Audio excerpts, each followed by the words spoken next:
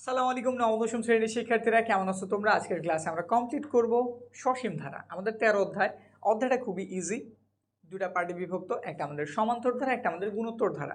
এই ধারা বিষয়টা বোঝার আগে আমরা যে একটু অনুক্রম নিয়ে কথা বলি, বেশি কথা বলবো না, জাস্ট অল্প একটুই, যেটুকু আমাদের প্রয়োজন। কারণ আমরা আমাদের এই কোর্সে এক্সট্রা কিছু রাখতে চাইতেছি না, তোমার পরীক্ষায় যেইটুকু প্রয়োজন জাস্ট ওইটুকু। অনুক্রম তুমি অষ্টম শ্রেণীতে প্যাটার্নের অধ্যায়টা অবশ্যই করছো। প্যাটার্নে কি ছিল? একটা নিয়ম মাইনে কি সব হইতো না, যে সামনের পরটা কত হইব বা পেছনের পরটা কত হইব দেখে আমরা বলতে পারতাম। তো আমাদের অনুক্রম বিষয় আসলে ওইটাই। যেমন আমি এখানে যদি একটা সংখ্যা লিখি, সংখ্যার সিরিয়াল লিখি, ধরো 3 লিখলাম, তারপরে লিখে দিলাম আমি 8, তারপরে লিখে দিলাম 13, তারপরে লিখে দিলাম কত, একটু তুমি বলো তো। এখানে আমি 3 লিখছি, এখানে আমি কত লিখছি, 8 লিখছি, এখানে 13 লিখছি, পরেরটা অবশ্যই কি 18 হইব না? এরপরটা যদি হিসাব করি 23 হইব না? কনসেপ্টটা তো বুঝতে পারছো কিভাবে হইতাছে। এটা থেকে এটা 5 বৃদ্ধি পেয়েছে, এটা থেকে এটা 5 বৃদ্ধি পেয়েছে, এটা থেকে এটা 5 বৃদ্ধি পেয়েছে, এটা থেকে এটা 5 বৃদ্ধি পেয়েছে। তো 23-এর পরে কত হবে তুমি অটোমেটিক বলতে পারবা 28 হইব। এই যে আমরা একটা ধরন দেখে বলতে পারলাম যে 23-এর পরের সংখ্যাটা কত হইব, এটারই মূলত আমরা কি বলি? অনুক্রম বলি, ইংলিশে সিকোয়েন্স বলে। এটার ধরনটাই হইতেছে, শুধু যে পার্থক্য সেম সেম হইব এমনও না, মানে ধরনটা মূলত বুঝে যাইব, সে কিভাবে আগাইতেছে, কিভাবে কমতেছে, কিভাবে বাড়তেছে, সব বিষয়ে একটা পরিষ্কার ধারণা পাওয়া যাবে। ইভেন তুমি যেমন সামনের পরটা বলতে পারবা, কেউ যদি এটা ঢাইকা দিয়ে এখানে এক্স দিয়ে দেয়, তুমি এটার মানটাও হিসাব করে বলতে পারবা। এটারই আমরা অনুক্রম বলি, ঠিক আছে না? কিন্তু আমরা এখানে অনুক্রমের মাঝেই চিহ্ন অ্যাড করবো, প্লাস নয়তো মাইনাস, তখন এটা কি হয়ে যাবো, ধারা হয়ে যাবো। বিষয়টা এইরকমই। ধরো এইটাই আমাদের অনুক্রম ছিল, এখন আমি তার মাঝে কি করলাম, প্লাস চিহ্ন অ্যাড করলাম। এটা কত ছিল 18, এটা হয়ে গেল আমাদের 23। ব্যাস, এটা আমাদের কি হয়ে গেল, একটা ধারা হয়ে গেল। কি হয়ে গেছে, ধারা। ধারা দুই প্রকারের, যদি এরকম ডট থাকে বুঝে সে চলতে আছে তো চলতেছে, এটা আমাদের হয়ে যায় একটা কেমন ধারা, অসীম ধারা। কিন্তু আমরা বলছি আমরা এখানে কমপ্লিট করব সসীম ধারা। সসীম ধারা মানে কি, একটা লিমিটেড এরিয়া। যেমন বলে দিল এটা এক জায়গায় থেমে গেল, যেমন প্লাসের কিছু একটা কোন একটা মান এন পর্যন্ত গিয়ে সে কি হয়ে গেল, থেমে গেল। বুঝছি? এই একটা লিমিটেড এরিয়ার মধ্যে আমরা যে ধারার হিসাব নিকাশ করব, এগুলি হইতেছে আমাদের সসীম ধারা। সসীম ধারা দুইটা কনসেপ্ট বা দুইটা অধ্যায়, দুইটা অনুশীলনীতে বিভক্ত।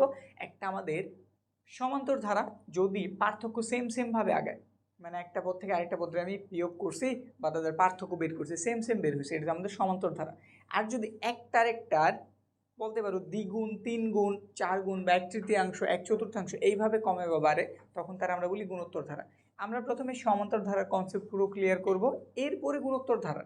সমান্তর ধারায় কি আছে না আছে সব কিছু তুমি এই ওয়ান শট ক্লাসে জানতে পারবা, কিছু মিস যাইব না, একদম প্রপার ধারণা। আর এরপরেই তোমরা শিওর শর্ট ক্লাস, ওটাতে কি আছে, সাজেশন।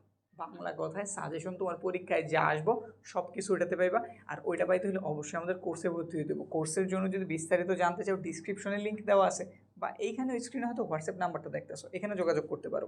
এখন আমরা ক্লাসে ফিরি। সমান্তর ধারা, এইখানে প্রথমেই তোমার যেই জিনিসটা প্রয়োজন তার নামই হইতেছে প্রথম পদ। এটার প্রকাশ করি আমরা এ ধারা। আমাদের ধারা শুরু হয়েছে এই যে এইখানে 3 ধারা না, তাহলে এর মান হচ্ছে 3। বুঝছি? এবার তোমার যেইটাই দিয়ে দেব, যেই ধারাই দিয়ে দেব, একদম প্রথম পদটাই আমাদের এ বা প্রথম পদ। এরপর হইতেছে সাধারণ অন্তর। সাধারণ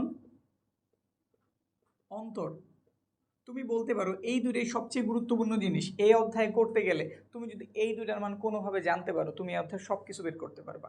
আর মূলত আমাদের সব কিছু এই দুইজনকে ঘিরেই। সাধারণ অন্তরে আমরা মূলত বিয়োগ ফলও বলি, এটা ডি দ্বারা প্রকাশ করে।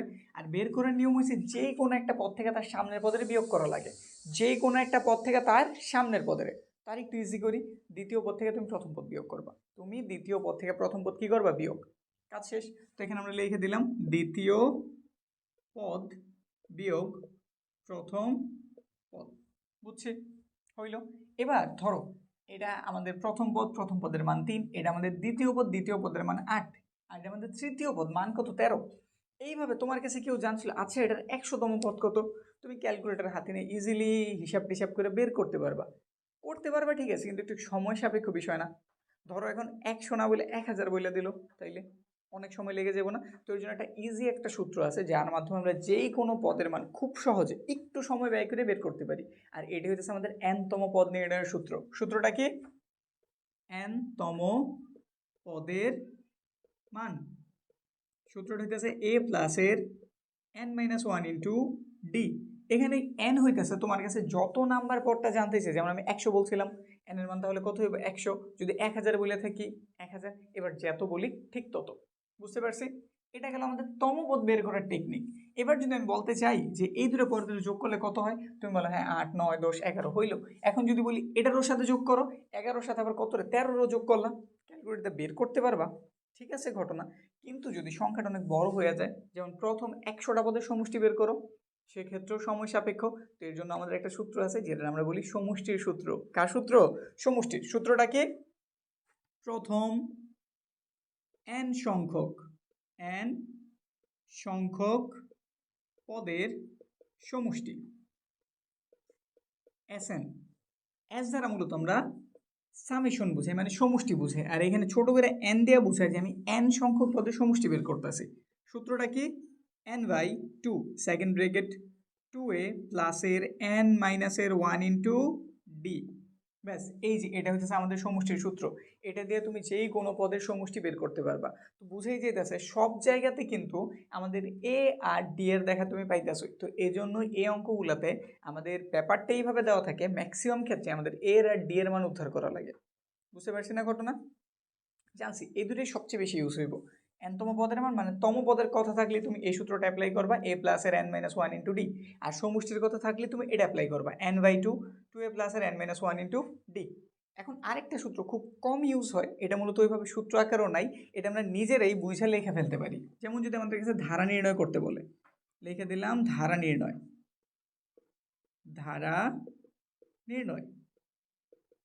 সেক্ষেত্রে প্রথম পদ প্রথমে থাকে, তারপর প্রথম পদের সাথে আমাদের যে অন্তরটা সে বৃদ্ধি পেতে থাকে। যেমন এই যে একটা ডি বৃদ্ধি পাইছে, এটার সাথে 2টা ডি বৃদ্ধি পাইব, এটার সাথে কয়টা ডি? 3টা ডি বৃদ্ধি পাইব। এভাবে প্রক্রিয়াটা চলতেই থাকবে, কারণ সে হচ্ছে একটা ধারা নাকি, এই যে প্রক্রিয়া চলতেছে। তুমি সর্বোচ্চ এইরকম যদি ধারা নির্ণয় করতে বলে 1টা 2টা 3টা 4টা বের করলে এনাফ, 3টা বের করলে হয়ে যায়, তুমি 4টা বের করে দিও। গুণোত্তর ধারা, সমান্তর ধারা আমরা কি জানছিলাম? দুইটা পদের পার্থক্য সমান হইব, আর এখানে অনুপাতটা সমান হইব। ঘটনাটা কি আসলে, ধরো একটা পদ তুমি এখানে লিখলা 3, ধরের পরের পদটা হয়ে গেল 6 হয়ে গেল, পরের পদটা কত 12 হয়ে গেল, পরের পদটা কত হয়ে গেল 24 হয়ে গেল। একটু ব্যাপারে একটু খেয়াল করো তো, এটা ছিল 3, 3-এর 2 গুণ 6, 6-এর 2 গুণ 12, 12-এর 2 গুণ কত 24। প্রক্রিয়াটা চলতেছে। এবার এটা কাজ করে এটা একটু ভাগ যদি করো, ধরো 6-এর তুমি 3 দ্বারা ভাগ করলা, কত পাইবা রেজাল্ট? 2 পাইবা। আবার ধরো তুমি 12-রে 6 দ্বারা ভাগ করলে রেজাল্ট কত পাইলা? 2। এই যে এইরকম যদি ভাগ দেওয়ার ফলে রেজাল্টটা সেম বের হয়, তখন তার আমরা কি বলি? গুণোত্তর ধারা বলি। দেখে তুমি বুঝতে পারবে, এমন আহামরি কিছু না দেখে তুমি বুঝছো না কোনটা সমান্তর ধারা কোনটা গুণোত্তর ধারা, দেখেই বুঝা যাইব। ঠিক আছে? যদি এরকম অনুপাতগুলি সমান হয় তাহলে তার নাম গুণোত্তর ধারা। সবসময় যে এরকম হইব সুন্দর মান আসবে এরকম কিছু না, এটা এমনও হইতে পারে। ধরো এখানটাতে কত দিয়ে দিছে? এখানে দিয়েছে 1, 3 দিয়ে দিছে, প্লাস এখানে দিয়ে দিল 1/3√3। এই যে এইরকম মানের দেখো তুমি পাইবা। এটা যে সবসময় গুণ আকারে বৃদ্ধি পাবে এমনও না, ভাগ আকারে কমতেও পারে। ঠিক আছে? যদি আমি পার্থক্যটা সবসময় সেম পাই, অনুপাত করলাম, পার্থক্যটা যদি সবসময় কি পাই? সেম। পার্থক্য বলতে বিয়োগ বুঝাই নেই। এইখানে যদি আমি ভাগ করি, ভাগ করার পর যদি রেজাল্ট সেম সেম বের হয়, দ্বিতীয় পদ প্রথম পদ দ্বারা ভাগ করছি, তৃতীয় পদ দ্বিতীয় পদ দ্বারা ভাগ করছি, এইভাবে করে যদি প্রতিবার আমি ভাগফলটা সেম পাই, তারা বলি আমরা গুণোত্তর ধারা। আশা রাখি তোমরা জানো। তো এইখানে আমরা প্রথম পদ বা ওইখানে তো ডি ধরছিলাম, এইখানে ধরবো আর, এবং নামটা বলে দেবো অনুপাত। এই যে বিষয়গুলি আছে বেসিক বিষয়, এগুলো একটু জানি, কয়েকটা সূত্রের প্রয়োজন পড়ে, সূত্রগুলি একটু জানি, তারপর অঙ্ক শুরু করি। প্রথমে আমরা গুণোত্তর ধারাতেও প্রথম পদটারে এ ধারাই প্রকাশ করি। প্রথম পদ এ, সাধারণ কি লিখবা? অনুপাত। অনুপাত আর ধারা প্রকাশ করি। বের করার নিয়ম কি? যেই কোনো একটা পদরে তার সামনের পদ দিয়ে ভাগ করবা। তো আমরা এইভাবে না লিখে ইজি ওয়েতে চাইতেছি, তুমি খালি লিখবা দ্বিতীয় পদরে, এই যে দ্বিতীয় পদ ভাগ কি? প্রথম পদ।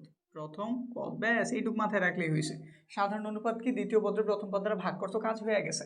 এবার এটার জন্য ওই যে লম্বা একটা নিয়ম আছে না, আমরা ধরো 50টা পদের মান বের করছি, 50তম পদের মান বের করতে পারবো হিসাব নিকেশ করে, ঠিক আছে, কিন্তু বের করতে ইজি ওয়ে আছে। তো আমরা যদি n-তম পদের মান বের করতে চাই, তো সূত্রটি হবে n-তম পদের মান a r two the power n-1। কি লিখছি? এর উপরে কিন্তু পাওয়ার নাই, পাওয়ার হইতেছে আর এর উপরে, এ তার সাথে ইন্টু আর, আর এই আর এর উপরে পাওয়ার হইতেছে n মাইনাসের 1, এটা আমরা বলি n তম পদের মান। আবার সমষ্টির সূত্র আছে, তো লিখতেছি প্রথম n সংখ্যক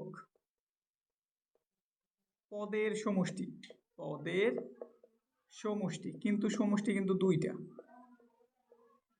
কেন দুইটা? কখনো কখনো আমাদের আর এর মান একের থেকে বড় বের হইব, কখনো কখনো আমাদের এই মানটা একের থেকে ছোট বের হইব।